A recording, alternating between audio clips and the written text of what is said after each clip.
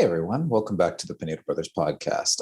I'm JP. My brother is again not able to join us. He's out learning how to serve our country and protect it a little better. We've got a little bit of a change up today. I'm giving everyone a sneak peek of a JP rant. If you sign up on our website, you'll be able to get these every week. It's all about things that might trigger me and then I might rant about. Hope you guys enjoy. So what was the trigger this week? Good old Daily Wire posted an article saying that a professor has called the attack on 9/11 was an attack on the heteropatriarchal capitalistic system preferred by white Americans. Okay, what does this mean? Let's take her at her word that she's actually using words that she believes, which is a big assumption, but still, let's go at it. Hetero, the first word. What does that mean? That would mean, I guess, opposed to homo.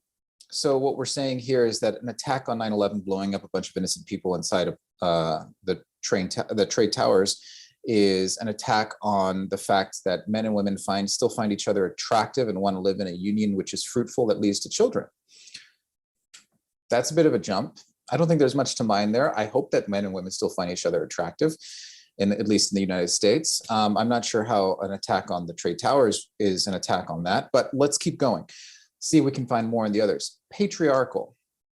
Okay, this is interesting because I think what a leftist would say, at least that's what I'm hearing leftists say a lot these days, is patriarchy equals power. So an attack on the trade towers, which are symbols of the most powerful economic force in the world, could be seen as an attack on power. And capitalistic, of course, leads me to confirm that thought process is correct. Let's find out what we think about that. I have an artist response to patriarchy equals power. Let's see what you all think. My persuasion can build a nation.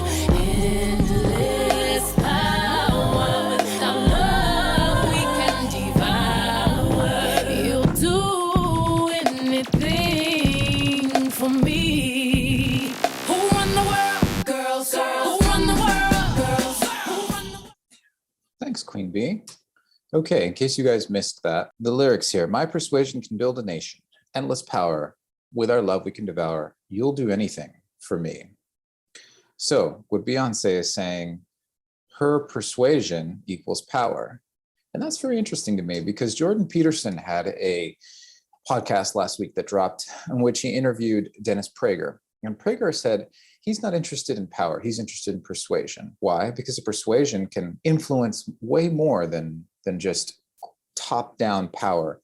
I think what leftists, when they use the term, they think of domination. They think of someone forcing their will upon another. What Beyonce just spoke about and what Prager spoke about is they say, well, persuasion is a lot more interesting because you have an ability to influence on a much deeper level and create real change. You think about it.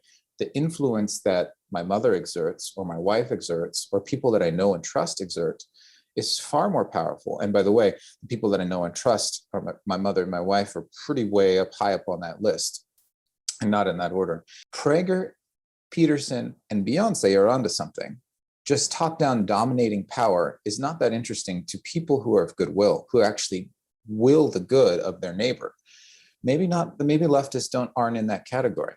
Speaking of someone who wills the good, we have here an image from Michelangelo's of God the Father creating light from the darkness, separating the two, creating the world. What God the Father is doing here is actually an example of the patriarchy. He is creating order from chaos. So that's another example of what we see when we live in a world that we don't have to worry about someone breaking down our door. There is a Nature magazine that I read that I quite enjoy for the gorgeous pictures. They had an article about bears as they're waking up from hibernation. And these mother bears who hibernate with their cubs, the first thing that they try to do when they wake up is give themselves enough nourishment to be strong, to fend off dangers. And what are those dangers?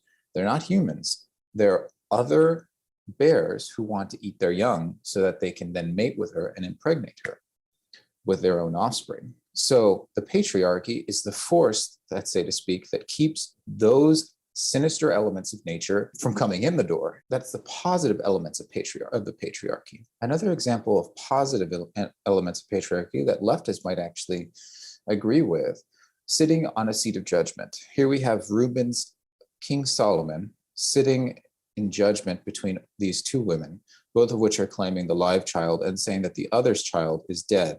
If you know the biblical story, you know that Solomon orders the live baby to be cut in half and given to each mother, half given to each mother. And the true mother reveals herself by saying, it's okay, let the other woman have this child. Let the baby live.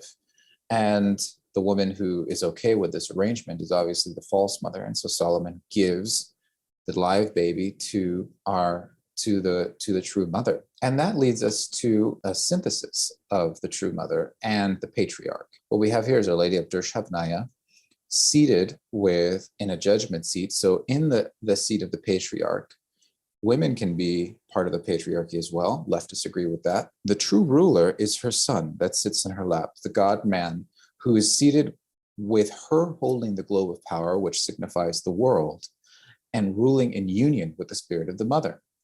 So this is, again, a little bit of what Peterson would talk about, but what a true patriarchy is an ability to synthesize the spirit of nurture, the spirit of nature, keep the sinister elements at its door, but allow the creative elements to flourish underneath his rule of order, keeping the chaos out at bay.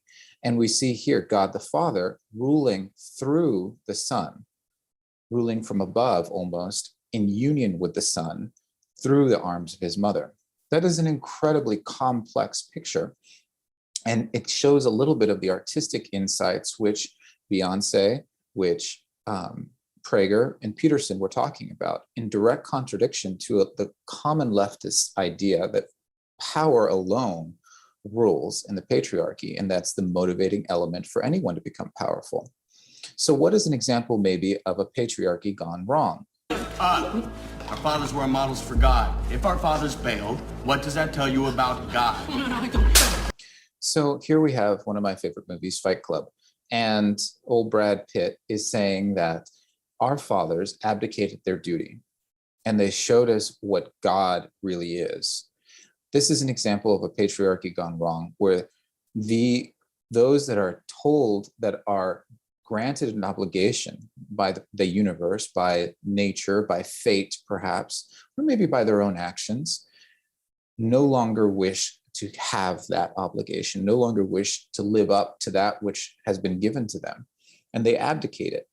And that's what you see as a result, is broken, weak men who are struggling to put it together. Speaking of another example of weakness, an idea of a patriarch saying our patience is wearing thin, so much to threaten actually all of a society that is disagreeing with him, is an example of a patriarch that is going on the wrong path, that is trying to cram down power, perhaps where he should not be exercising it. So going back to the professor saying that the attack on 9/11 was an attack on a heteropatriarchal capitalistic system. Was it? In a way it was. Now, is it a bad system? Our society actually does, by and large, protect us. Maybe not protects the people in the womb, but once you're born, the US does have a strange capability of being able to protect most people that live here. Look at other countries. Look at what's happening in Afghanistan right now. We're definitely an example of a system that is working to protect those that live under it. We keep the chaos at bay remarkably well. For how long? I'm not sure. It's comments like our esteemed professor or our esteemed president that give me a worry. But let's hope that we defend it. This has been a JP Rant. Thank you for listening to this episode of the Pinedo Brothers Podcast. We hope you enjoyed it, and if so, please consider subscribing, and commenting below. That really helps. This episode was edited and recorded by me, JP. Makeup was done by no one, if you couldn't tell. The Pinedo Brothers are Catholic filmmaking brothers working to revitalize the world of Catholic art through film. For more information on us, check us out at pinedobrothers.com. Thanks again.